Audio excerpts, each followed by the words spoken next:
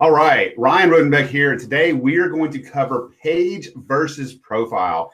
As a real estate agent, how much is too much to post on your Facebook profile page versus your Facebook business page? And in other words, you have your regular Facebook, non-paid, and then your business Facebook page that you can boost ads and do retargeting and all kinds of stuff like that. So we're going to go over that in a minute.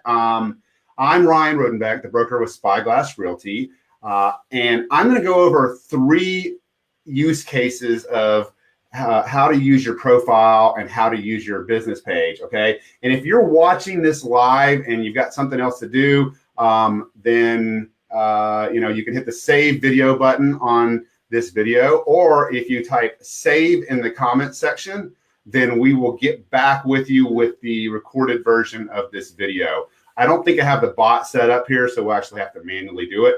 But here we go. So this is going to be probably less than 10 minutes. But first, I'm going to talk about the business page, right? And here's the crux of the matter, right? Is that sometimes you may feel that if you're posting too much on your personal page, that you're going to turn people off. And that's true to some extent. So what I recommend is if you're a newer agent and you're not established, then maybe do 20%, okay? And then also make sure that what you're doing is you're adding value. We're gonna go over that in a minute. But first, let's talk about a business page.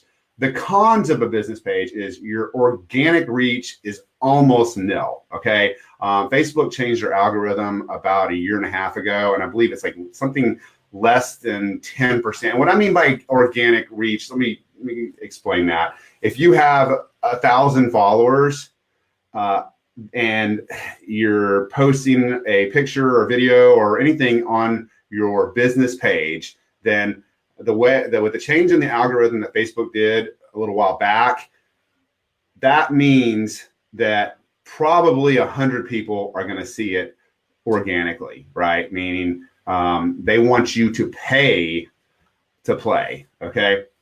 Another one is, when Facebook live videos are really big right now, a lot of people are doing them. So Facebook wants people to go live. And if you go on your business page and you do a live video, you will get more organic reach to your followers than if you made a post. But it still will not give the organic reach that you would get if you posted on your personal profile. I posted one this morning, I got a ton of views. I'm posting this on this new business page that I have. And by the way, Kelly, you're watching this, post the link below, and it's facebook.com/RealtyHack. This is a brand new page for me where we're basically going over tips and tools of how top producing agents perform, right?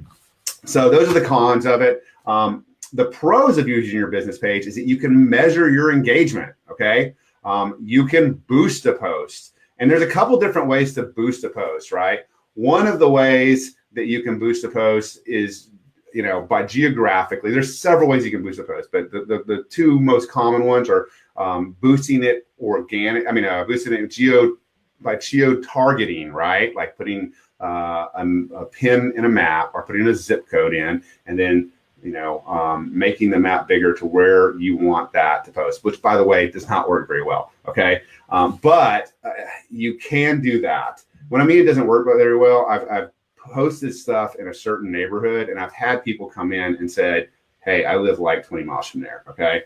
And then the other way you can boost a post is you can boost it for target people that like your page, or target people that are friends of the people that like your page. And you may see this when you're looking on Facebook and you see a sponsored ad and it says, your friends, John Miller and Sally Turner like this. That's what they're using right there, okay?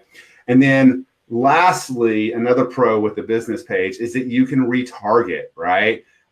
If you put a link in your personal page, you can retarget from your business page, but not as easily as if you were putting that in your business page in the first place, right? And then when you're doing video, this is a really big one. when you're doing a video, you can retarget people that watch your video. You can retarget people that watch 25% of your video, 50, 75, and 100%. And this is pretty cool because, you know, the average Facebook video is about 3 seconds, okay? So if you can get into the stats and find people that have watched 25%, this is what we usually do when we retarget our videos. We target people that watch 25% or more of the video, and then we retarget them with the next video or the next ad, right? Because that's showing intent, okay? So now moving on to your personal profile. You know, again, when you're talking about organic reach, and what I mean by that is it's not actually just the people that are like you, but sometimes if you're in your settings, you can have it past that as well, right? You can have friends of friends look at it, but the organic reach through a Facebook Live video is through the roof. And that there's some benefits to that. The people that were watching your live videos know you better and are probably more interested in what you have to say. So that's a huge, you know, pro when it comes to posting on your personal page. The cons of using your personal page: you risk losing friends, right? Especially when you first start on your career, you're not going to have that reputation as someone that's an expert in what they're doing. And that's why it's really important that when you do post on your personal, you're adding value. Don't do what everyone else is doing, okay? You don't have a business manager where you can boost the posts, and you cannot measure engagement very well with it, okay? And then lastly, you cannot retarget a portion, retarget the people that watch the portion of the video.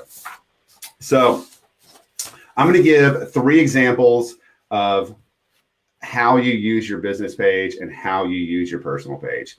And like I said before, you know, with your business page, you're going to put everything you're doing on there, all your listings, all your open houses, you know, every stage of the property, coming soon, just listed, under contract, just sold. Like, you put everything on there. You don't have to worry about people, you know, jumping off, because they actually have to, you know, go in and like the page so they know what they're getting into. With your personal page, people may get annoyed. Now, I want to say this, right? What I've realized is that everything that everyone posts is going to be annoying to someone else, right? But there's a line that you draw. And the way I draw the line is I am trying to add value to my personal page, right? So I'm going to try and do things that other people are not doing, okay? And like a big trend in real estate is, you know, you're at the title company and you've got this just sold sign, and you take a picture with your clients at the closing table. Look, that's fine, guys. I mean, I'm not mad at that. I think it has value. I don't personally do it, but I think that could be taken to another level. So here's like 3 examples of some posts that you can put on your personal page, right? So say you're at an inspection and you find something that isn't common knowledge, like let's say that the inspector finds that there's aluminum wiring, which can be a fire hazard. And you know that instead of ripping all the wires out, that you can have that pigtailed or crimped, right? Which costs a lot less. That's going to add value to someone. The next example is renovation or staging advice. So like you're at a flooring place and you see this great floor that you're putting in for a client, and it's at a really affordable price, and you want to let them know about it. Again, you're adding value.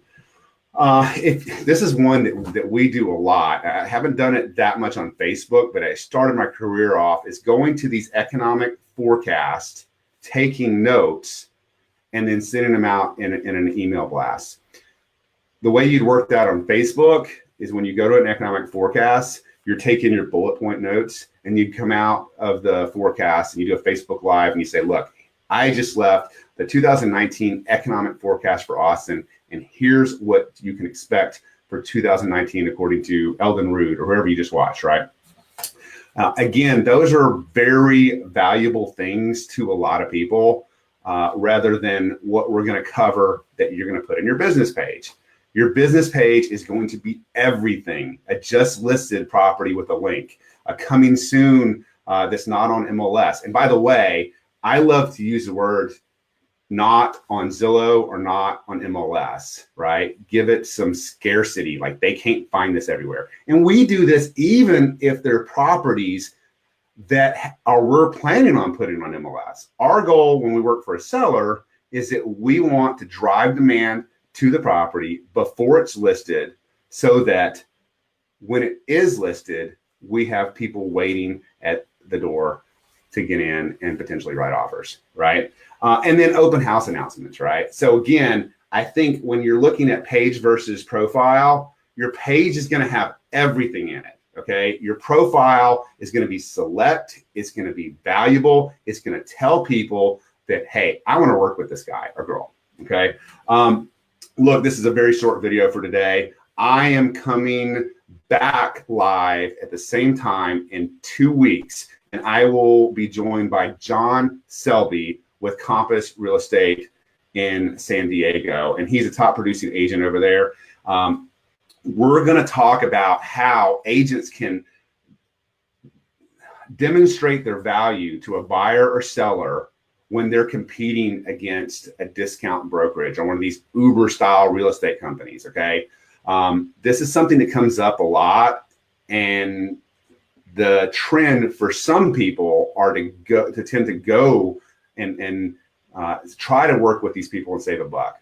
Me and John are going to show you why this is not a valid option, okay?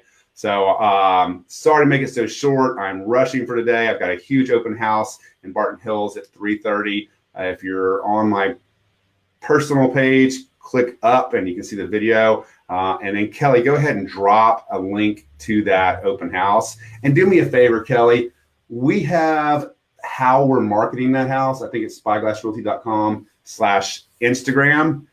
We're going to show off a little bit how we're marketing this property. Go ahead and drop that into the comment section. If you guys have questions about anything, let me know. Once again, you can save the video. You can type the word save in the comment section, and we will get back with you with the full video. Have a great day.